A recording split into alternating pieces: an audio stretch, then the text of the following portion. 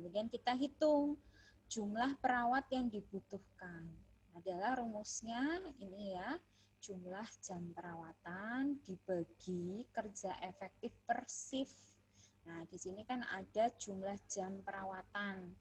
Jumlah jam perawatannya berapa? Tadi jumlah perawatan per hari tadi terakhir 121 ya. Kemudian kerja efektif per shift ya. Ini perkiraan ya. Kalau misalnya si pagi biasanya kan jam 8 sampai jam 14 ya. Berarti berapa jam tuh? 8, 9, 10, 11, 12, 13, 14 6 jam gitu misalnya. Atau sampai jam 15 nih, berarti ngikut yang jam 15 ya, 7 jam ya. Kerja efektif per shift adalah setiap shiftnya, baik shift pagi, shift siang, shift malam, itu adalah 7 jam.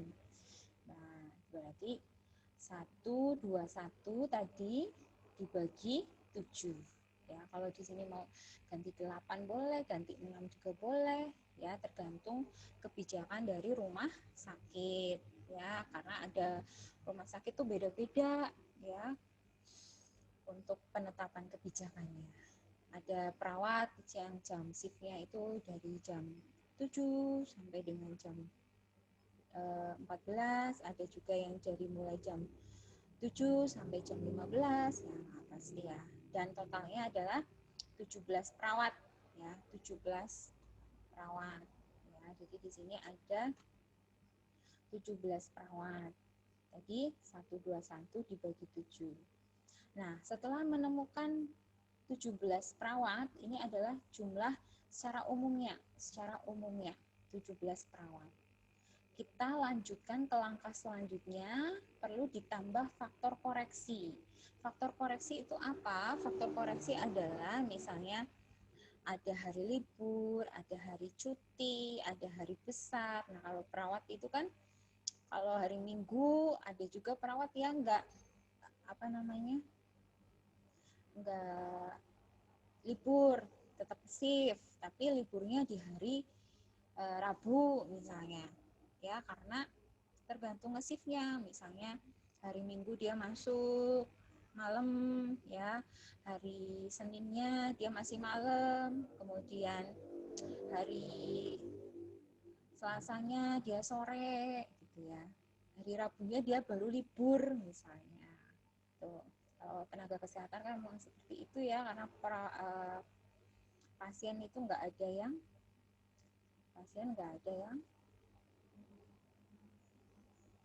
libur ya, hari Minggu, hari besar, hari raya ya ada pasien dan kita harus melayani. Makanya ada faktor koreksinya ya. Itu adalah namanya lost day ya, hari hilang ya. Jumlah hari dalam cara menghitungnya adalah jumlah hari ya, hari Minggu dalam 1 tahun misalnya, atau ini bukan hari Minggu ya, ini hari libur, hari libur dalam 1 tahun ditambah cuti ditambah hari besar ya. Jadi jumlahnya berapa sih? Nah, misalnya nih dalam 1 tahun itu hari liburnya itu ada 52. Tadi nge-shiftnya Minggu, tapi liburnya hari Rabu misalnya ya. Setiap Rabu dia libur. Nah, selama 1 tahun itu misalnya totalnya adalah 52. Bisa ini perkiraan ya. Kemudian cutinya misalnya adalah 12. Ini misalnya sudah diketahui ya, cuma ini kasusnya kemudian sudah diketahui nih ya.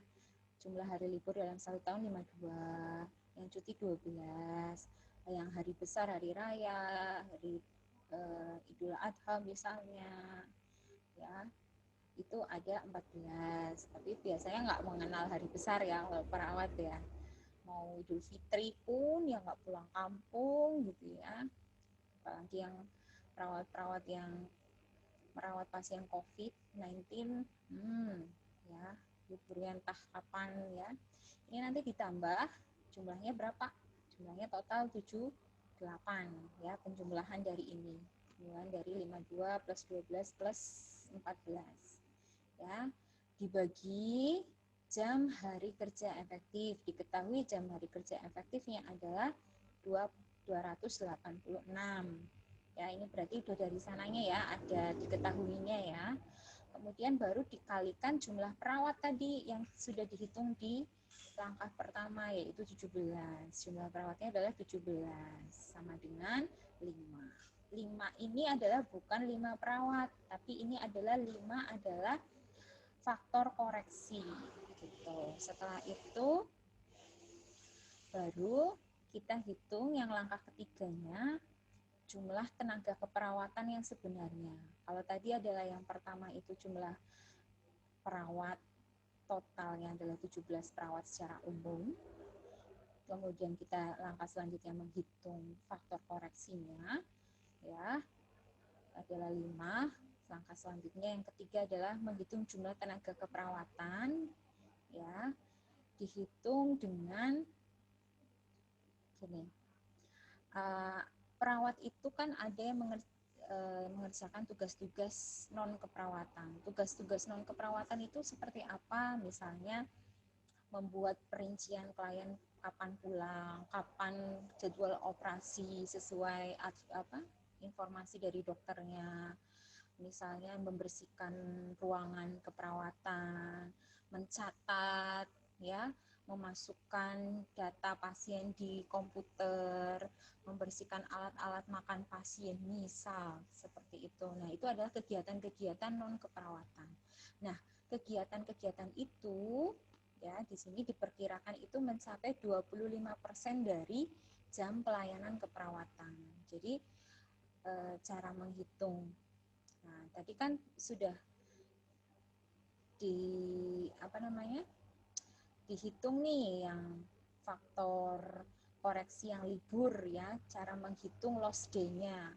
Nah, kalau sudah dihitung faktor koreksinya ditambah faktor koreksinya yaitu jumlah tenaga keperawatan tadi ada 17 ditambahkan lost day-nya ya. Jadi ini tadi itu adalah menghitung lost day ya, lost day-nya adalah 5 gitu ya. Lost day-nya 5, kemudian dilanjutkan ditambahkan di sini 17 plus 5 dikali 25% ya, yaitu 5,5. Nah, setelah dapat 5,5 baru ditambahkan jumlah tenaga perawat ditambah faktor koreksi. Tadi jumlah tenaga perawat secara umum adalah 17, ditambahkan faktor koreksinya 5,5. Tuh. Hasilnya berapa? 22,5. Dibulatkan menjadi 23. Ya. Paham ya? Ya, jadi sorry ya, tadi di sini itu bukan menghitung faktor koreksi ya, tapi ini adalah lost day-nya, karena ini adalah perhitungan hari libur ya, hari liburnya sama jumlah perawatnya sama dibagi hari kerja efektifnya berapa. Kalau sudah dapat lost day-nya baru ditambahkan di sini yang rincian nomor 3 adalah menghitung faktor koreksi. Faktor koreksi adalah jumlah tenaga keperawatan ditambah lost day-nya dikali 25%. Karena perkiraannya adalah 25% dari jam pelayanan keperawatan. Nah, sebenarnya bukan 17 yang dibutuhkan di ruangan itu. Berarti butuhnya adalah 23 perawat. Ya, 23 orang. Ya, paham ya? Gampang kan? Oke. Sekarang saya nanya. Nah, ini ada formula selanjutnya. Tadi ada Douglas, kemudian ada Depkes, Menkes tahun 79, kemudian Depkes tahun 2005, kemudian selanjutnya adalah menurut Gillies. Ya, menurut Gillies itu ada keperawatan tidak langsung, keperawatan langsung, dan pendidikan kesehatan. Saya sudah katakan tadi kalau keperawatan langsung berarti ya langsung ke pasien, misalnya langsung nyuntik, langsung merawat luka gitu. Kalau perawatan tidak langsung itu contohnya adalah mempersiapkan pasien mau dibawa ronsen misalnya, mau dibawa CT scan, mau di USG, mau dioperasi gitu ya, merapikan meja suntik dan lain-lain. Kemudian ada Penkes, pendidikan kesehatan, ya memberikan Penkes, memberikan pendidikan kesehatan. Misalnya pasiennya itu tensinya tinggi, kamu Penkes lah tentang diet hipertensi misalnya, karena pasiennya itu susah banget kalau ngurangin asin-asin gitu misalnya, ya kasihlah Penkes gitu. Terus ada lagi yang keperawatan langsung. Oke, kembali ke sini ya, ke metode Gillies tahun 1999. Sampai saat ini masih dipakai ya, masih dipakai. Ini rumusnya yaitu bagaimana menghitung tenaga perawat di ruangan adalah yang pertama A kali B kali 365. A itu adalah jam perawatan per 24 jam. Jadi selama 24 jam dari jam 00 ke jam 00 kembali, jam perawatannya itu berapa sih ya. Kemudian yang B, jumlah pasien rata-rata ya per hari atau sensus harian, yaitu bor kali jumlah tempat tidur. Jadi cara menghitung B itu adalah ya seperti ini, bor kali jumlah tempat tidur kali 365. 365 itu estimasi 1 tahun itu ada 365 hari. Kemudian dibagi 365 dikurangi C. Ya, tadi 365 adalah hari dalam per tahun, dikurangi C adalah jumlah hari libur atau hari tidak efektif. Ya, jumlah hari libur atau tidak efektif dikali jam kerja per hari. Ini untuk rumusnya, nanti ada contoh kasusnya ya. Kemudian ini formula Gillies yang harus kalian perhatikan juga adalah kalau keperawatan langsung. Ya, keperawatan langsung dengan klasifikasi pasiennya adalah tadi ada. Kalau di awal tadi itu saya bilang pasien itu ada 4 ya kriteria, yaitu ada minimal ya, sebagian atau nah ini ya yang ini. Nah, kan ada minimal atau mandiri, sebagian, total, dan intensif. Ada 4. Kalau menurut Gillies, ya, itu ada 5. Ya, terdiri dari self-care. Ya, self-care di sini berarti mandiri. Jadi mandirinya dipisah ya, kalau dari Gillies ya. Self-care, perawatan diri, mandiri. Minimal care, kemudian ada moderate care.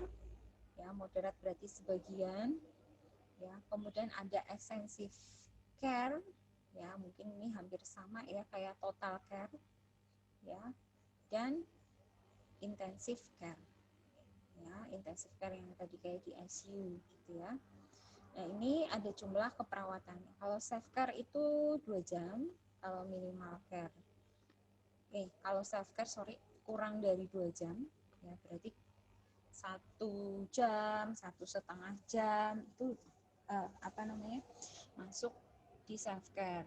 Kemudian ada minimal care 2 jam, moderate care 3-5 jam, dan extensive care 5-6 jam, serta intensive care adalah 7 jam. Untuk menghitungnya itu kalau misalnya ada sampai begini, ya itu boleh diambil angka 3-nya, boleh diambil angka 4-nya, atau diambil angka 5. Ya. Nanti ada contohnya ya. Sekarang sebelum kita menghitung ke formula Gillies, kalian perlu tahu dulu cara menghitung bor. Karena di metode Gillies itu ada